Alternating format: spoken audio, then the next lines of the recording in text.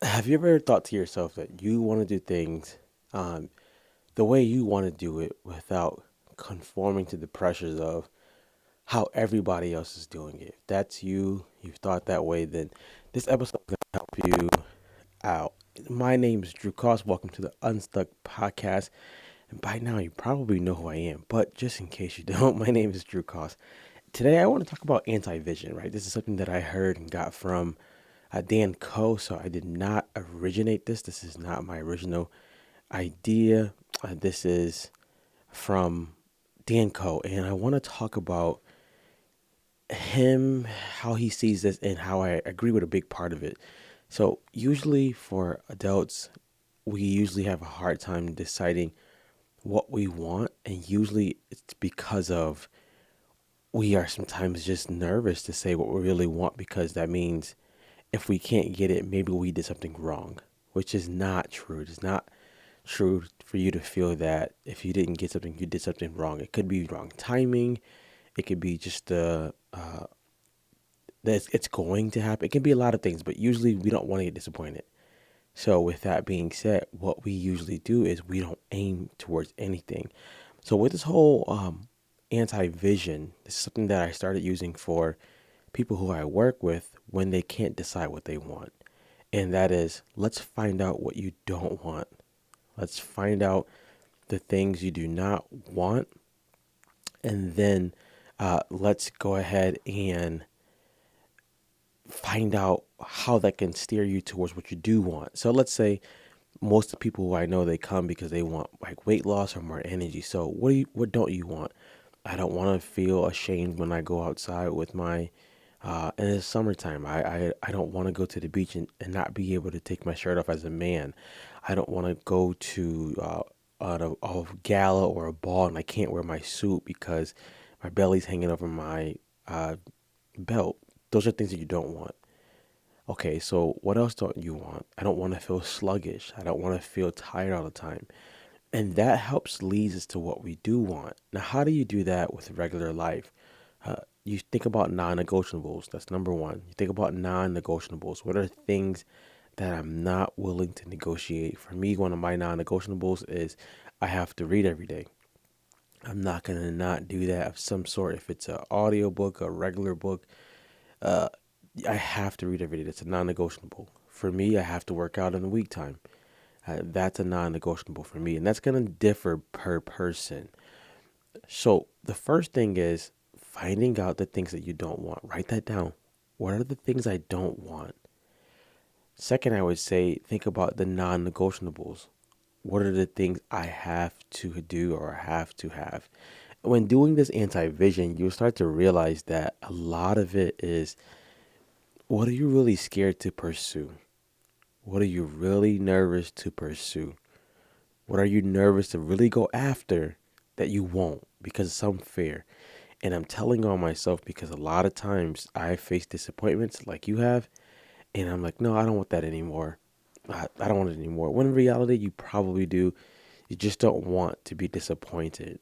Now, the anti vision, the great part about this is it's easy for most people to say what they don't want.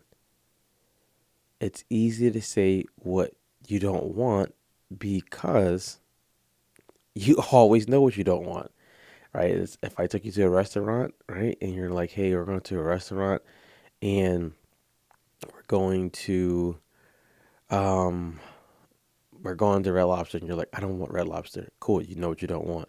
Or we get to the restaurant and I tell you what to order in your plate and you're like, I don't want that. You know what you don't want. So then that leads us to the next part.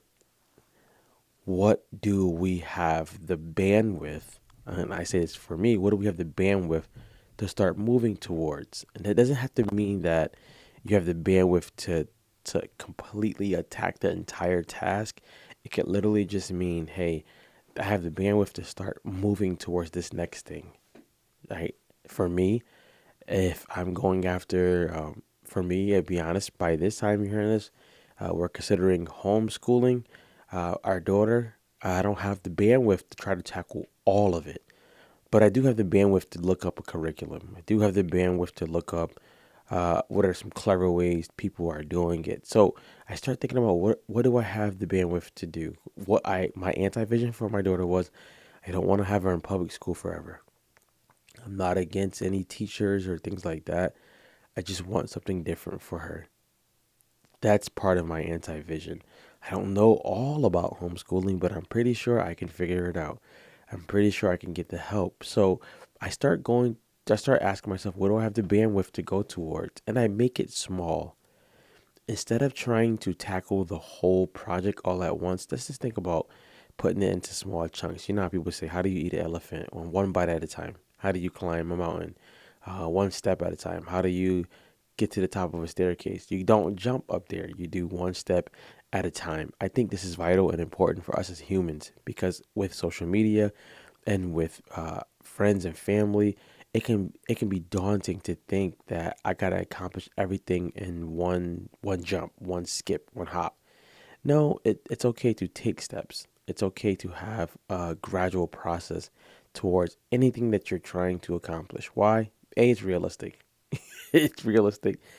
B, most people will always need steps, including you. You don't have to conquer it all at once.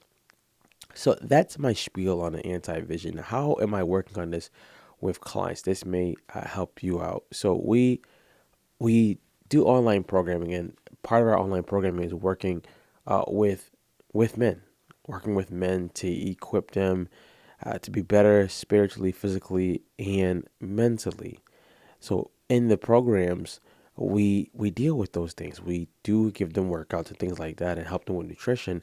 But alongside of that, we help them see anti-vision too, and that helps us see the habits that we have to dissolve and the habits we have to make.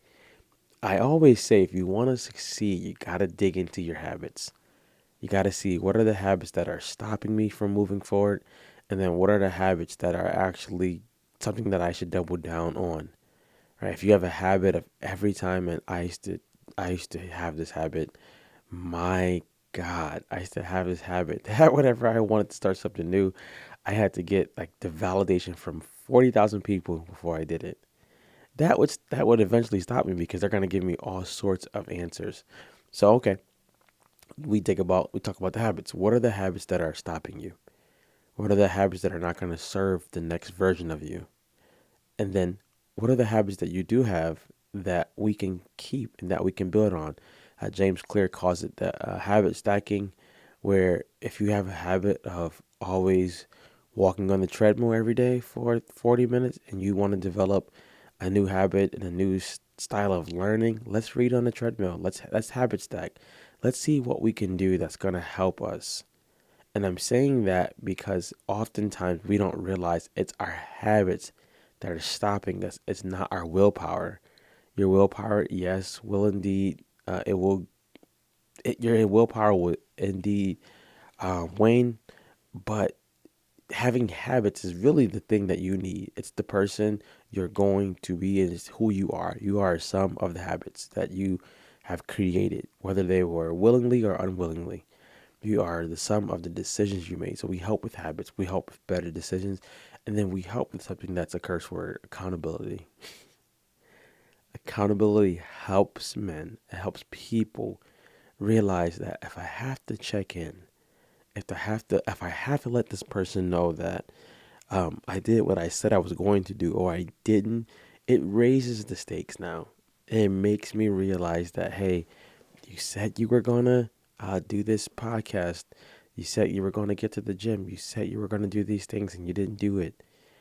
It helps us realize that there are people on the other side who want us to win. So I look at accountability as um, giving an account for your ability. I don't look at accountability as we're picking on you. No, we're giving you a chance to raise up and do what you said you were going to do. Giving you a chance to raise up and actually see, like, hey, I could be doing something really amazing, but I keep letting myself get stuck here. I need the accountability. I need my habits changed. If that sounds like something that could help you, right, go to our website, drewcost.com, and you can look under any of our programs. I'll pull it up right now because I'm in front of my computer. you can look at our programs that help based on the type of transformation you want. Maybe you want to work with a 3 month type of deal, right? That's called transformation. That's 12 weeks.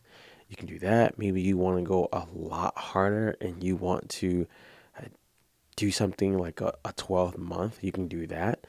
There are different options that you can have and you can do and take advantage of. But we want to let you know that we can help you and that we would love to help you.